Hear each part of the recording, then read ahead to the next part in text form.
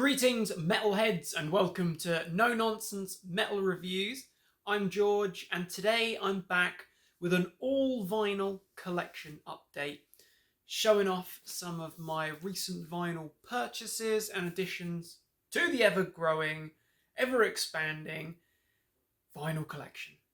And I've got some real gems in here, actually, a mixture from across the metal world, not just black metal or thrash metal or traditional heavy metal, but all of the above.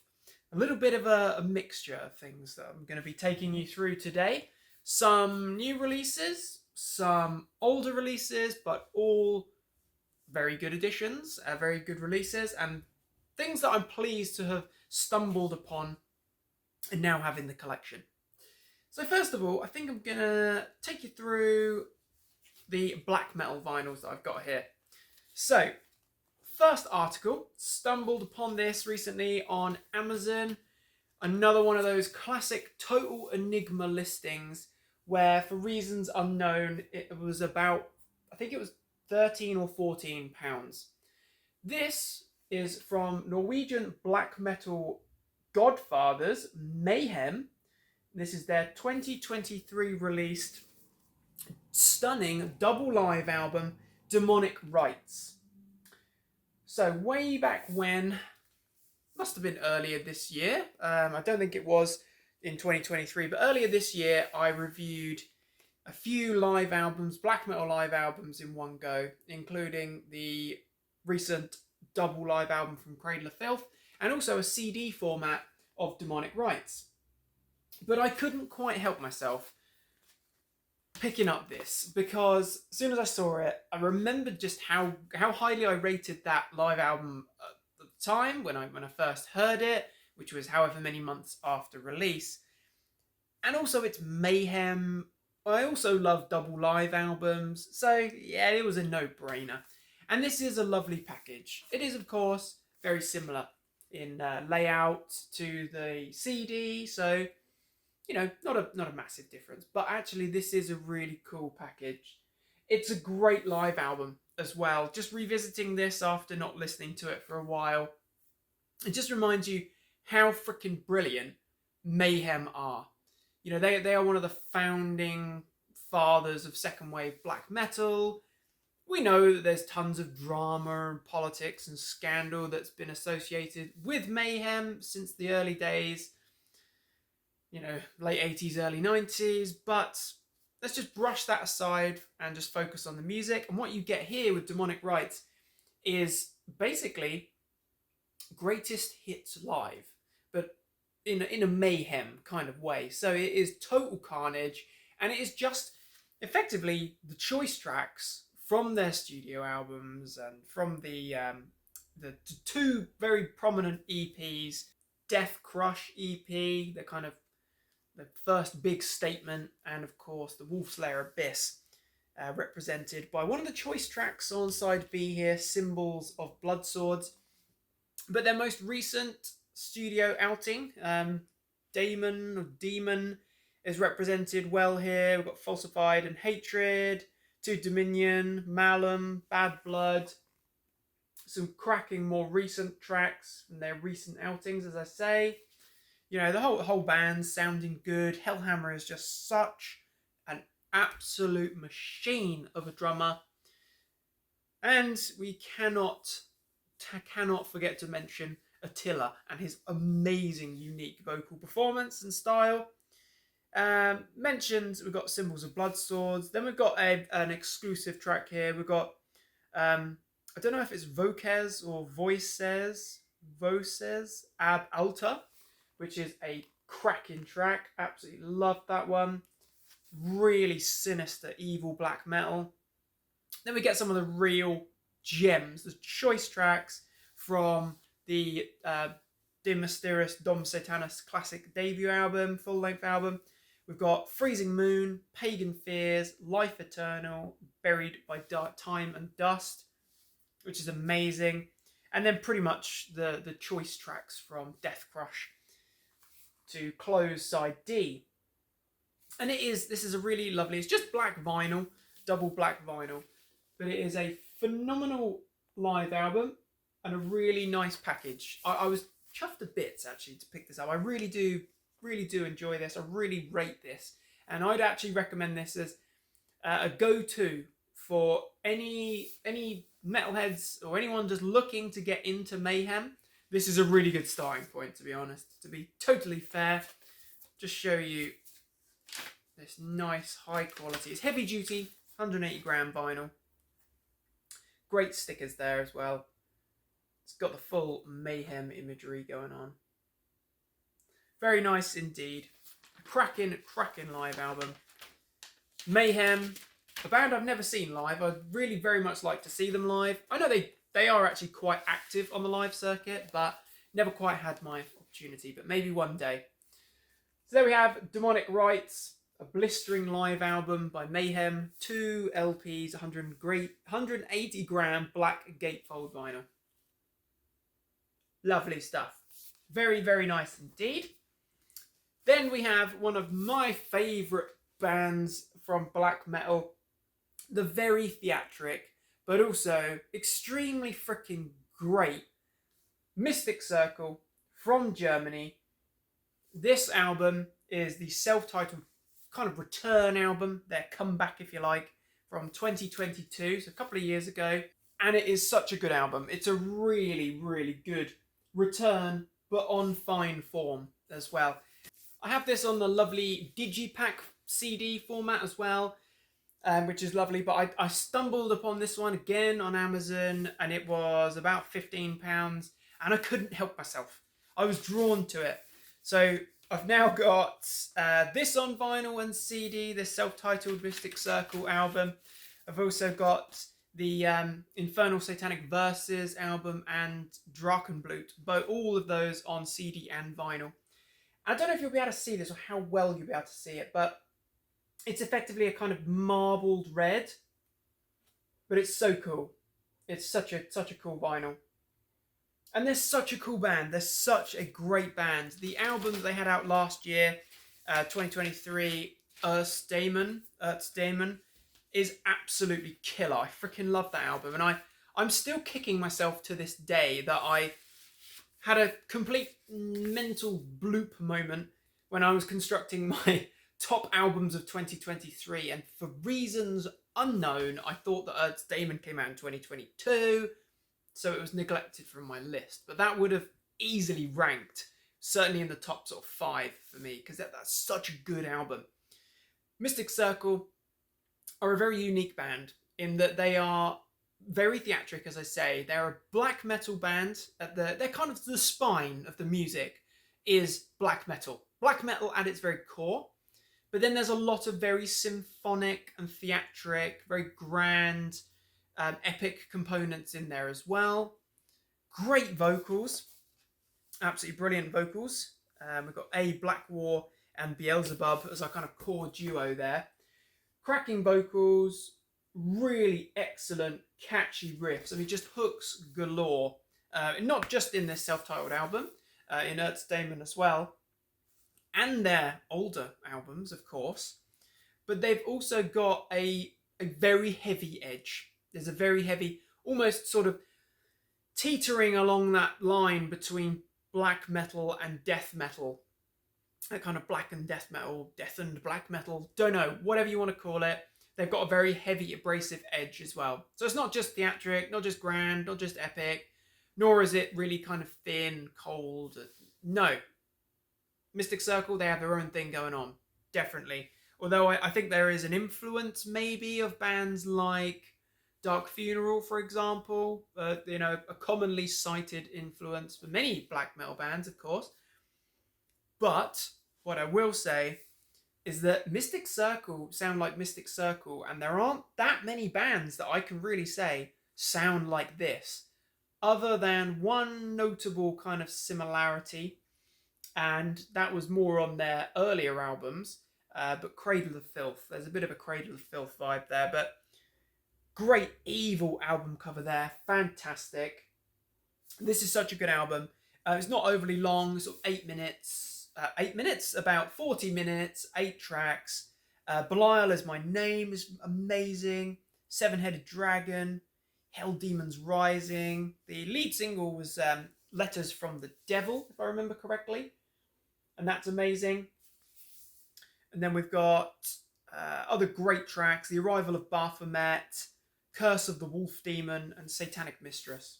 All brilliant stuff. All absolutely fantastic. So if you're looking for some really evil black metal with lots of different textures and flavors thrown in, Mystic Circle are your band.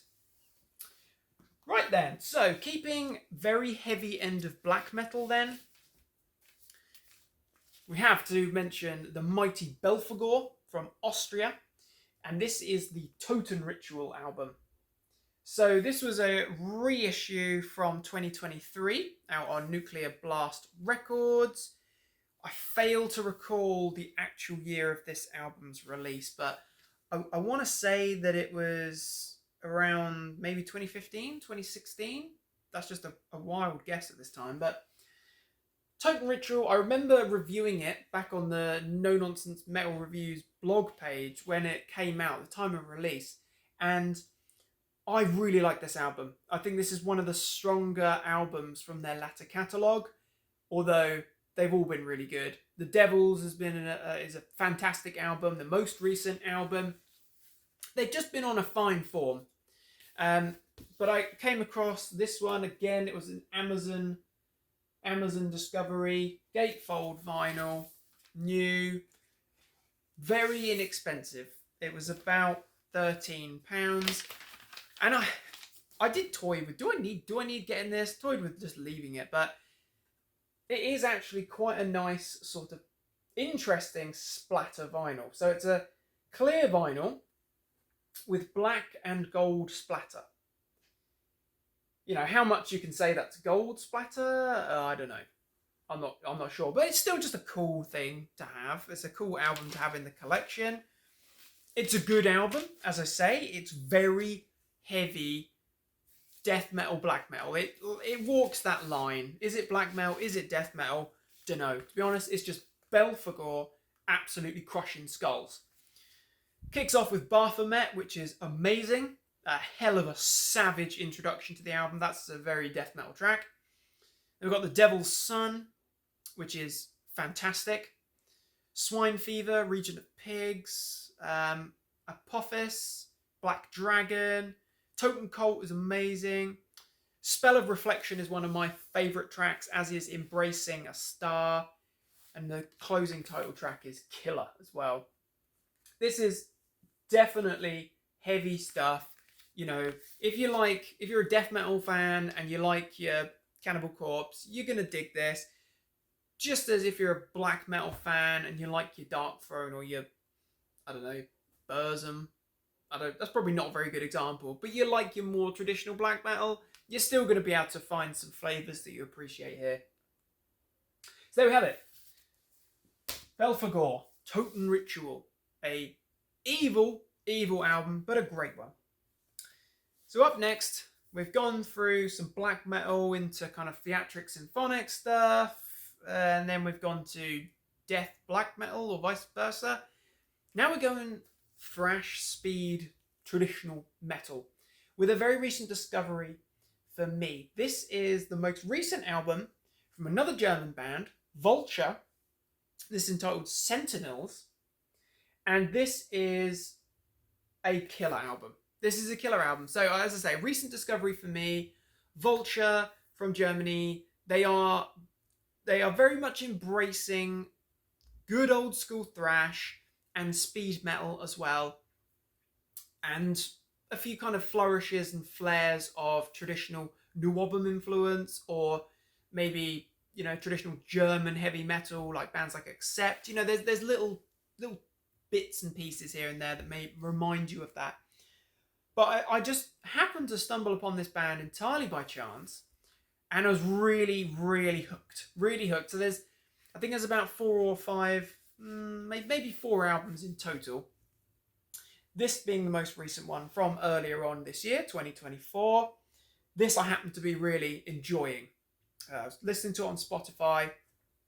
Thought I should probably pick up a copy actually, and was interested to find that this vinyl version, which is not just the vinyl version, It is in fact a vinyl version with a download code there, and also a very cool booklet with some very interesting photography there. So you can see that they're going for that traditional old school look very much. In fact, it says high speed metal, which is a very fitting description. That is also a great picture there. That's a great shot. Very, very, very cool. But this vinyl, as I say, was cheaper than the CD was. The CD was about £14 something, and this was about £13 or £14. But it's a very nice kind of white marbled red vinyl. Whatever you call it, I don't know. But it's a very cool vinyl. Very nice colour scheme as well. And it is a great album. I only really heard it a few times, and I need to give it more spins, of course. But if you like your thrash, if you like your speed metal, then you are certainly going to enjoy this, because this is a great album. It kicks off with a couple of really strong tracks. Screams from the Abattoir, which is just a riffarama. Unhallowed and Forgotten, which is just evil, heavy freaking metal. Transylvania, Realm of the Impaler, Draw Your Blades. And on the second side, we've got Death Row, Gargoyles, Oathbreaker. It's just all good. And that's a great shot on the back cover there as well. As I say, I can't say too much about it because I'm new to Vulture, new to Sentinels, but this is good. This is really freaking good stuff. You know, they're not reinventing the wheel. They're not doing anything that hasn't necessarily already been done by countless other bands, but actually they're doing it really freaking well, and it's really, really good. So check out Vulture and check out Sentinels. Right then, so now we've got just 2 more albums to take you through. 2 albums that I'm very familiar with and are, in my opinion, some of the most underrated albums in this legendary band's discography. We're talking Iron Maiden, and I've got here the second album following the return of Bruce Dickinson in the early 2000s. This was released in 2003, in fact. I was going to say 2002. This is the excellent Dance of Death, which I regard as a very underrated album, and it was actually one of the first underrated albums that I reviewed in that series of that name.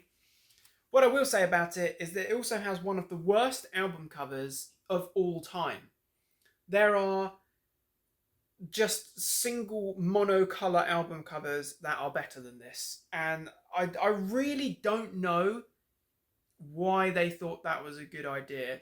In fact, I seem to remember reading in Bruce Dickinson's autobiography, What Does This Button Do? I remember reading that this was a bit of a weird situation. It might have been that one, or it might have been something else. I have read it that I don't think anyone was particularly happy with it.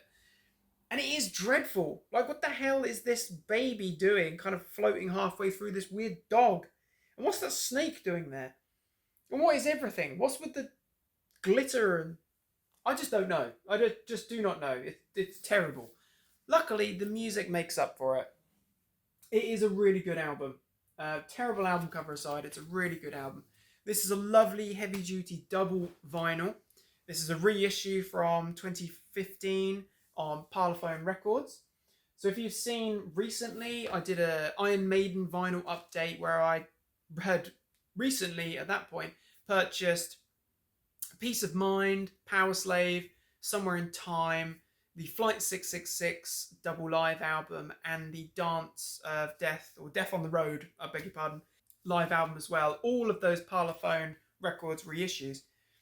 And those are fantastic. And also from the same seller, I think it's Speedy Hen UK, found this as well. And these 2 were about £17 each, which for Maiden vinyl is very good. For new and sealed Maiden vinyl, it's very good. So I definitely recommend checking them out. But this album, for me, I have a lot of personal affection and feelings for this album because it was very important to me at a very difficult time in my life. And certainly tracks like Wildest Dreams and Rainmaker really did have a big impact on me, as did Gates of Tomorrow and New Frontier. They were really impactful. They're uplifting heavy metal tracks. You know, they're not as good as Maiden tracks, as some of the classic material, of course. And I certainly don't prefer this to Brave New World, which is just a masterpiece. But those are great tracks. Even to this day, I really struggle to listen to Face in the Sand, Age of Innocence, and Journeyman, because we've all got those albums or those songs that we listen to at different times and we struggle to go back to. So those for me are some of those difficult songs. But tracks like Passchendaele and certainly New Frontier, wow, amazing tracks, freaking brilliant, absolutely incredible. So I'm chuffed to have this. I'm very, very pleased to have this on vinyl. I personally don't think there's a bad track on this album. It's just maybe not as strong as what came before it and what's come after it. But yes, Dance of Death. What an interesting album that is. Lovely to have that on vinyl. So I'm steadily picking up all the Maiden albums on vinyl as well. And I don't even care that they're vinyl reissues from 2015. I want to have them on vinyl. I've got all of them on CD, of course, but if I can have them on vinyl, lovely new glossy vinyl, then I will. So the other glaring, very obvious, underrated album from more recent times is the first album from Maiden that I really got into. The first Maiden album I ever had was a copy of Power Slave. I was thinking about this the other day, trying to get my chronology of my own musical journey correct. So back when I only had about 10 CDs in the very early days, I'm talking when I was about 12, 13, I was recommended by my dad that if you like heavy music, you like fast music, you want to check out Iron Maiden. So, and he recommended Power Slave. So I got my copy of Power Slave and I hated it because I was listening to Slipknot at the time and Bullet My Valentine and that kind of stuff, and I just couldn't understand Bruce's vocals. I really couldn't get on with it. The music was really fast and really complicated, and that was just a bit too much. I needed to mature my taste a bit. So then fast forward a few years, this came out in 2010. So fast forward a couple of years, a friend of mine was very big into Maiden, same age as me. My friend was very big into Maiden, and he said that he was going to the O2 in London with his mum to see Iron Maiden on the Final Frontier album tour. Do I want to come? And of course I did, because going to gigs seemed like an absolute privilege at that time. I think I'd only been to a couple and I wanted to go. Had never been to London to the O2 for a show before, and I could be quite specific when it was. It was Friday the 5th of August 2011, and I know that because I've got the ticket stubs in a frame on the wall with many other tickets, of course. But I actually ended up going both nights. There were 2 nights in London, Friday and Saturday, 5th and 6th of August 2011. I went one day with my friend and then the next with my dad. But, as I say, backtrack. Obviously wanted to get familiar with the new songs, so I picked up a copy of The Final Frontier, and I absolutely loved it. I'd obviously grown in my taste for music and appreciation of music, and even in that short space of time, and I thought this was absolutely fantastic. I thought this was absolutely incredible. The Final Frontier, it's an epic album, and it's a double album here, of course. I loved the album cover. As someone that, certainly at that age, absolutely loved sci-fi and aliens and space and all that kind of stuff. Loved it. Loved the aesthetics. It totally ticked the boxes for me. Was blown away by that. And as soon as I heard, for the first time, as soon as I heard that Satellite 15, The Final Frontier, that epic opening to the album, I was hooked. Absolutely loved it. That drawn out hypnotic drumming intro there into that kind of spectral haunting vocals from Bruce. The way that it just kind of builds and builds and the tension builds and then it just blows up big time into this galloping heavy metal freaking insane journey. Love it. Then we get El Dorado, which is an absolutely fantastic track. That just takes you straight back to 2 minutes to midnight. It's that kind of heavy freaking riff that's very groovy. It's very catchy. It's got that rock and rolling edge to it. And then we get some more brilliant tracks. Mother of Mercy is a standout track. I freaking love that one. Coming Home is stunning. The Alchemist is a bit of a weird one. I can kind of take or leave The Alchemist. The Isle of Avalon is a very, very prolonged epic track. So it's a good track, but maybe not a favourite. Starblind is a stunning track as well. Another brilliant moment. The Talisman is an absolute masterpiece. Freaking love that track. That's an amazing song. It's such a theatric, grand track. That's what Maiden is all about.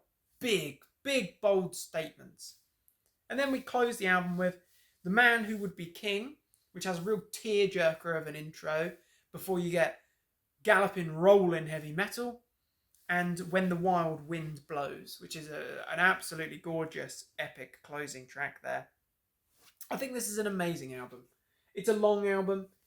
It's maybe not as good as the album that came before it, A Matter of Life and Death, which is a dark masterpiece. But what I will say is this is an incredible album. And I think that this is totally overlooked. But again, I think it's a classic case of their early albums, you know, the pre-Bruce Dickinson departure albums up to and including Fear of the Dark are obviously just amazing benchmark albums, all-time classics. Then we had Brave New World, which was amazing. A Matter of Life and Death, which was a big success for them. And then you've also got Book of Souls, which is an incredible album. And again, I think that's a notch up. And then you've got Senjutsu, which is just takes grandeur and epicness to a whole new level and blows it wide open. But The Final Frontier, for me, it's an album that I've had a long love relationship with. And I still think it's a great album. I listened to this last week and I thought, you know what? This has actually stood up really well. This has aged really well. So I would say, check it out. Give it another chance. Don't compare it to Brave New World or Peace of Mind or Fear of the Dark or Senjutsu. Take it as a standalone album and just enjoy it. What is there not to like about Maiden? So, there we have it. We have an interesting assortment of vinyl here, which I'll just recap on and try not to drop it on the floor. Live black metal, masterous, furious evil that it is. Mayhem with Demonic Rites. Double live black vinyl. The amazing theatric Mystic Circle from Germany. Absolute gods with their self-titled Return album. In fact, if I remember correctly, anyway, that I think they're working on a new album or maybe working on a new song I saw recently on social media. Not quite sure. Need to double check on that. But the point I'm making there is 2022 was their comeback album. 2023 was Earth's Daemon. That's 2 albums in 2 years. Still working on new stuff. There's no stopping Mystic Circle. Can't wait to hear what they come up with next. Then we've got Austrian black and death metalers Belphegor with Totem Ritual. That's a great cover. Really, really good cover. Love that. Then we've got German thrash speed metal Vulture with Sentinels. I think calling an album Sentinels, you know what imagery or what association that's going to bring to mind. Certainly for me, I can't hear the word Sentinel and not think about Judas Priest, but maybe Sentinels from Vulture will change that. Maiden, 2003, Dance of Death. Amazing album. Absolutely love it. double black vinyl there. And then we've got The Final Frontier. 2010. Absolutely love this album. Not everyone's cup of tea, no, but a criminally underrated album. Awesome. So, my friends, what are your thoughts and opinions on these albums, on these bands? Interested to hear if you were there on the Final Frontier World Tour as I was. That was a long time ago now. What, 13 years ago? Wow. Time flies. Still loving Maiden though. But thank you very much for watching, my friends. Do feel free to comment. Let me know your thoughts on these albums, bands, and so on and so forth. Please do feel free to like, subscribe, share, comment. The support is very much appreciated, as always. Do check back soon for more reviews and recommendations of all the good heavy things. Until next time, my friends, take care of yourselves and stay heavy.